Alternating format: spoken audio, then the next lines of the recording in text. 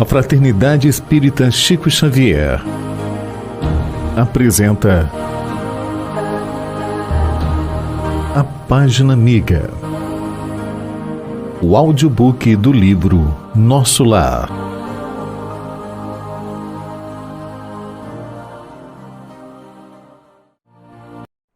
Capítulo 27. O trabalho, enfim. Nunca poderia imaginar o quadro que se desenhava agora aos meus olhos. Não era bem o hospital de sangue, nem o Instituto de Tratamento Normal da Saúde Orgânica.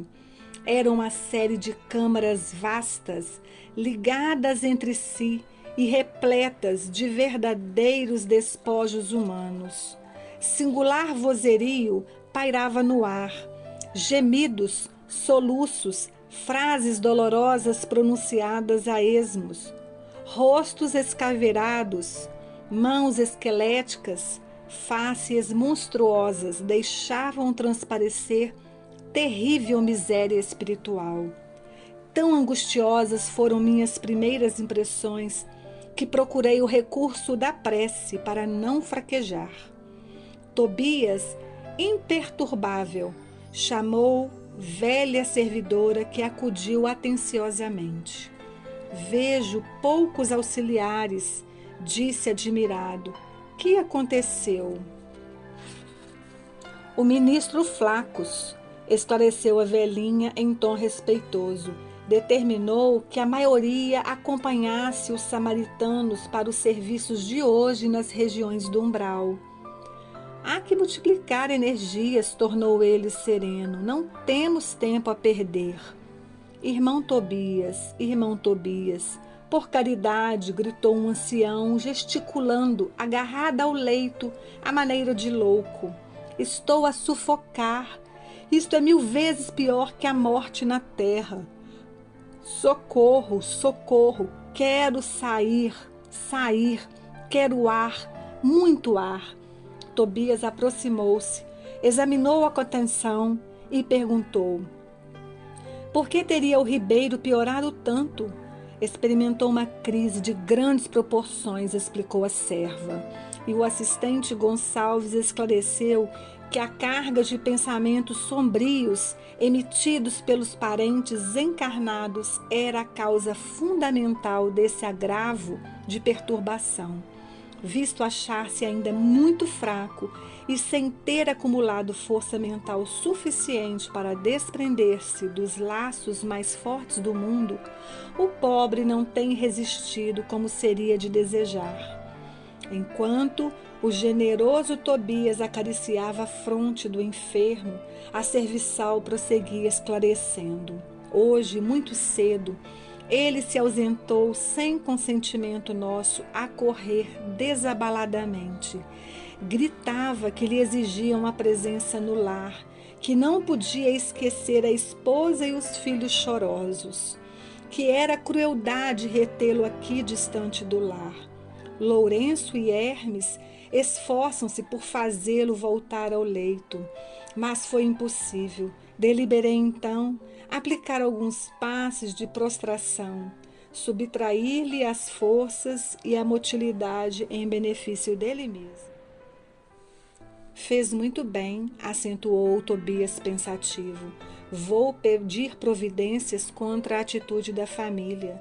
É preciso que ela receba maior bagagem de preocupações para que nos deixe o Ribeiro em paz. Fixei o doente, procurando identificar-lhe a expressão íntima, verificando a legítima expressão de um dementado. Ele chamara Tobias como a criança que conhece o benfeitor, mas acusava profundo alheamento de quanto se dizia a seu respeito. Notando minha admiração, o novo orientador explicou: o pobrezinho permanece na fase de pesadelo em que a alma pouco mais vê e ouve que as aflições próprias. O homem, meu caro, encontra na vida real o que amontoou para si mesmo. Nosso Ribeiro deixou-se empolgar por numerosas ilusões. Eu quis indagar da origem dos seus padecimentos, conhecer-lhes as procedência e o histórico da situação. Entretanto, Recordei as criteriosas ponderações da mãe de Lísias relativa à curiosidade e calei. Tobias dirigiu ao enfermo generosas palavras de otimismo e esperança. Prometeu que iria providenciar recurso a melhoras, que mantivesse calma em benefício próprio e que não se aborrecesse por estar preso à cama. Ribeiro, muito trêmulo, rosto secráceo, esboçou um sorriso muito triste e agradeceu com lágrimas.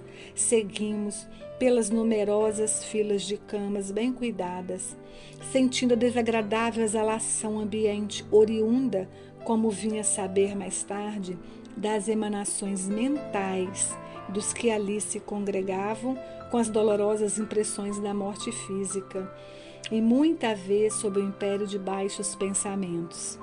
Reservam-se estas câmeras, explicou o companheiro bondosamente, apenas as entidades de natureza masculina. Tobias, Tobias, estou morrendo à fome e sede, bradava um estagiário. Socorro, irmão, gritava outro. Por amor de Deus, não suporto mais, exclamava outro.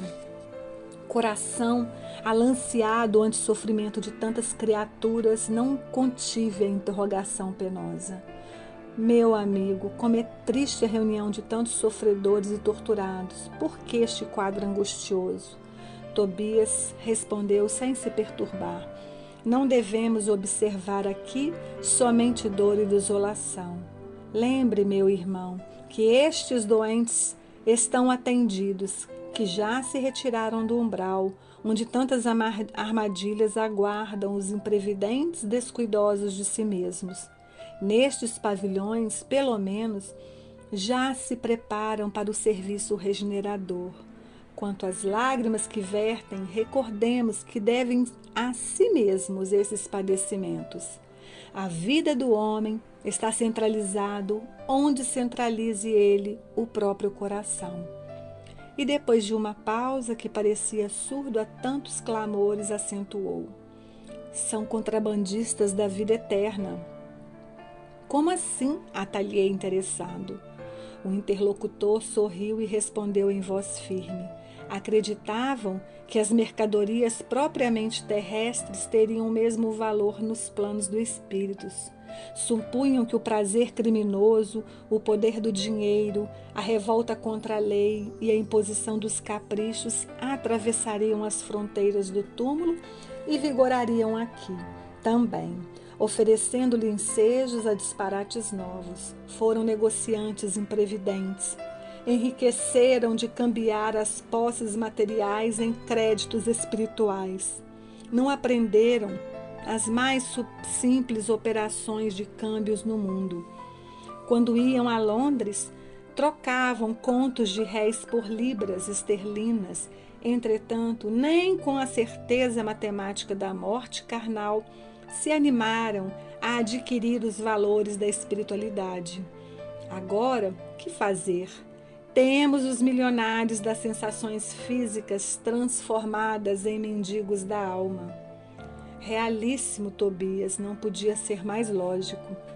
Meu novo instrutor, após distribuir conforto e esclarecimento a granel, conduziu-me à vasta câmara anexa em forma de grande enfermaria, notificando: vejamos aqui dos infelizes semimortos. Narcisa, a servidora, acompanhava-nos solista.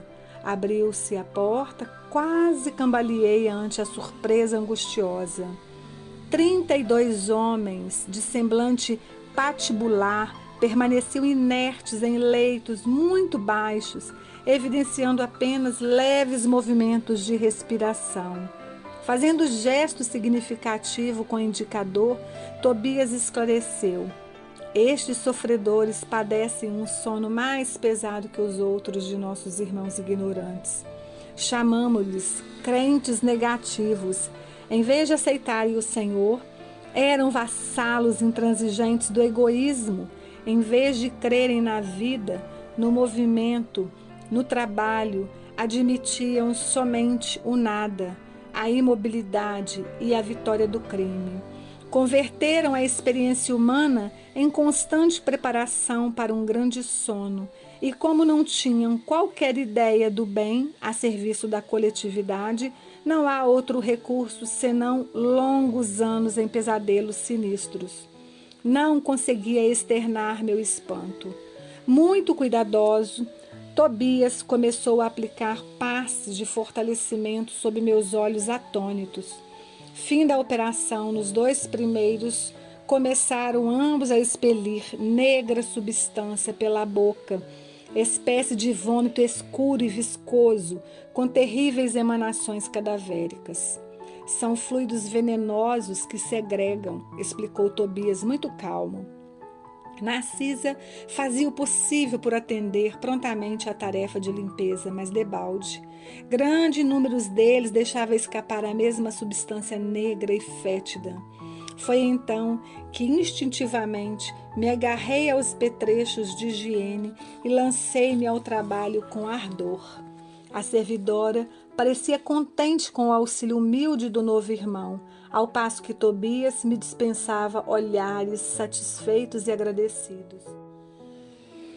O serviço continuou por todo o dia, custando-me abençoado suor, e nenhum amigo do mundo poderia avaliar a alegria sublime do médico que recomeçava a educação de si mesmo na enfermagem rudimentar.